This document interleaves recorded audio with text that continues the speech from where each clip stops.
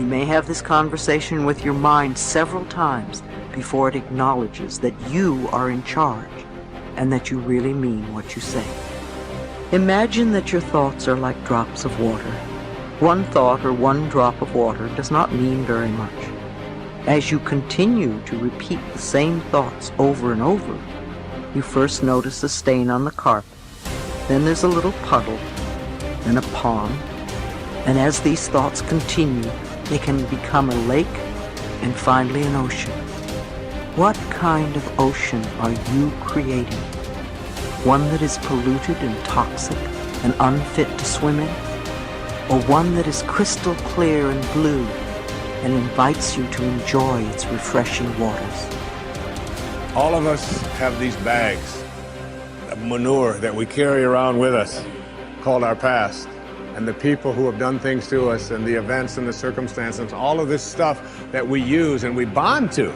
And we bond ourselves to these wounds of our past, and we identify ourselves on the basis of these wounds. And every once in a while we set it down and we reach in there and we smear it all over ourselves.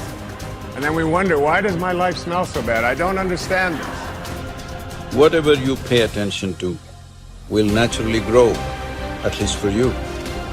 Every human being that you meet, there's a good side to them, there is a nasty side to them. If you pay attention to the nasty side, your mind will be preoccupied with the nastiness.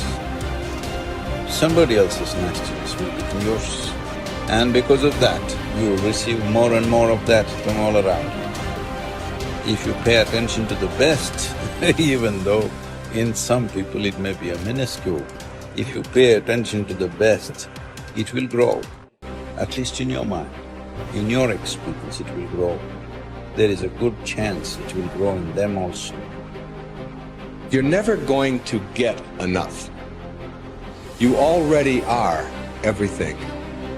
You're everything that you need. Think of it for just a moment. Everything that you need to have total bliss, perfection of your life, you already are.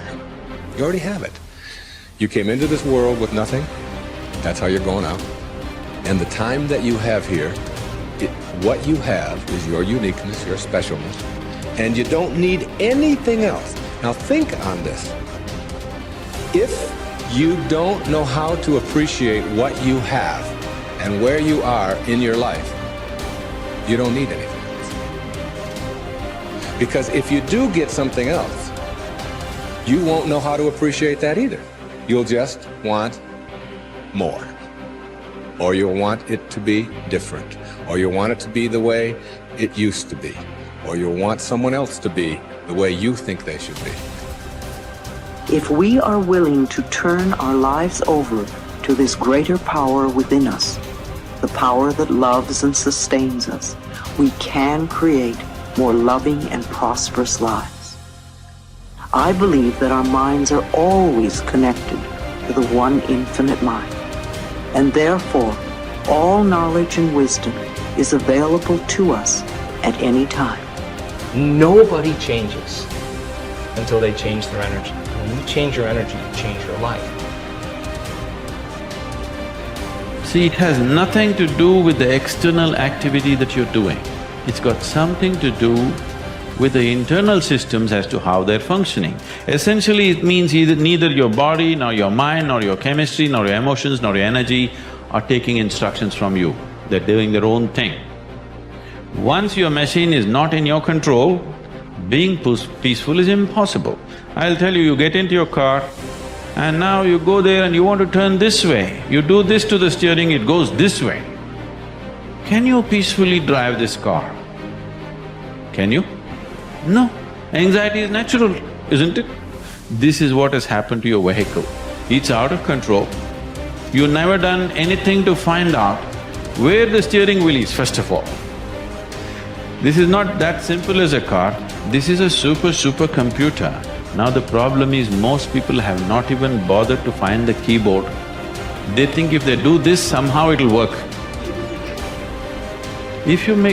When you're given such a highly sophisticated machine, if you do not conduct it properly, it will cause many problems to you. By accident it's working. I want you to know this is made this way. If you hold your hands like this, it'll breathe one way. If you just turn it around, the very way you breathe, the breathing pattern itself changes in your lungs. You can try it if you want when you have the time. This way, this way. I'm saying everything that you do, fundamental changes are happening in this machine because it's such a sophisticated machine. It's more than a touch screen. If you just wish it, it will happen. When you have such a sensitive and sophisticated machine and you are operating like a blacksmith, then being peaceful seems to be difficult. Peace is not the highest goal in your life, it is the most fundamental requirement. Don't ever set peace as the highest goal. If you do that, you'll only rest in peace. You must see, to be peaceful is the first thing in your life, isn't it? If you want to do anything sensibly in your life, if you want to conduct any situation in your life sensibly, to be peaceful and happy is fundamental.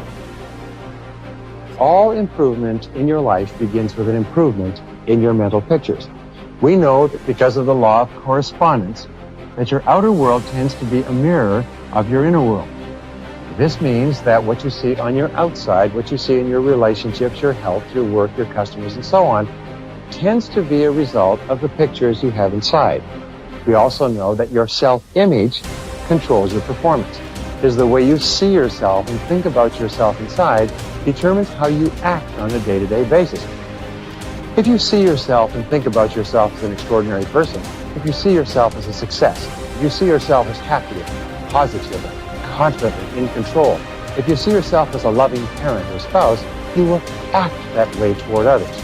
So therefore, all improvement in your life begins with an improvement in your mental pictures, with you consciously and deliberately selecting the pictures that you're going to allow your mind to dwell upon. And that word dwell is terribly important. When you dwell upon a picture, your subconscious mind, just as with affirmations, accepts the picture as a command and goes to work to bring that picture into your reality. It's the most phenomenal thing. Your subconscious mind controls your reticular activating system or your reticular cortex as well. The reticular activating system is very interesting. It's a small part of your brain. It's like a switchboard in your brain that controls all incoming impulses.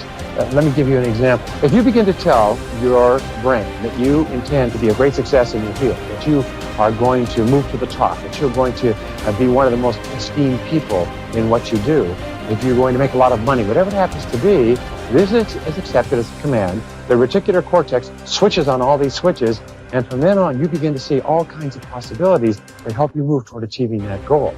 Why is it that successful people move so rapidly toward achieving their goals? It's very simple. It's because they're thinking all the time, and as a result of thinking about what they want, they see all kinds of opportunities around them to achieve them. The average person doesn't even see, because the average person is so worried about how little money they have and how much their bills are, all the problems are, and the more they think about those things, the more they get them. Men and women with clear values who are living their lives consistent with their highest aspirations are those who have a deep sense of self-confidence and well-being. We also said that the most important value you can have is the value of integrity. Integrity is the value that guarantees all the others. Having integrity means that you will not compromise on what you believe to be right in any area. Integrity is absolutely essential if you want to capitalize on your strength.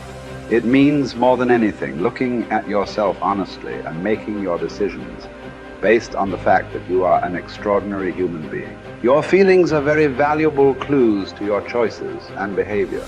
Your peace of mind and personal satisfaction is perhaps the most accurate guide you will ever have to doing what is right for you. To follow your heart, you don't necessarily need to make dramatic changes in your life or in your relationships.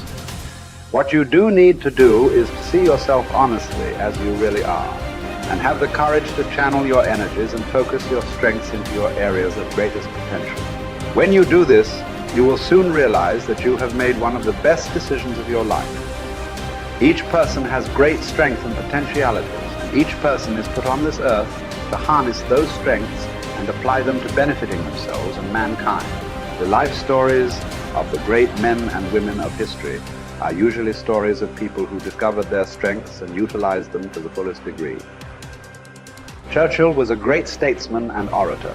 Florence Nightingale was a tremendous organizer. Florence Chadwick was an incredibly strong swimmer. Abraham Lincoln was a far-sighted and compassionate politician and president. Mother Teresa was a truly loving human being with an infinite capacity to care for and support the sick and dying people of Calcutta.